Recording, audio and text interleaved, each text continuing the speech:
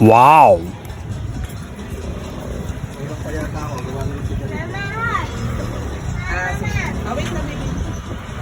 Isang mapagpalang umaga sa inyong lahat. Mulit-muli na naman maglalaboy si Buknoy Palaboy TV, kung saan may bagong bukas na kainan ay ating pinupuntahan upang ating malaman kung gaano ba kasarap at gaano kamura ang kanilang iba't ibang klase na pagkain.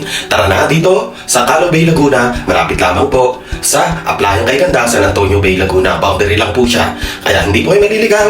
At ating pinuntahan po ang bagong bukas na kainan na talaga namang mainihahain ng iba't ibang klaseng pagkain. Nandiyan ang iba't ibang klase na silog. Nandiyan din ang kanilang gotong Batangas, siyempre ang kanilang siomay at ang kanilang mami. Kaya mga kapadyang mga viewers, kung ikaw ay food lovers, tara na't ating tikman ang kanilang gotong Batangas, siomay, mami, silog at ibang klase na pagkain na iyong maiibigan. Dito lang yan sa boundary ng San Antonio, Aplayan kay Ganda, Calo Bay, Laguna. Bali, namamagitan po ang Calo at ang San Antonio. Kaya mga kapadyang mga viewers, tara na at ating tikman ang mga sarap na pagkain dito sa bayan ng Bae, ang malamat at mapagpalang bayan ng Bae. Tara na!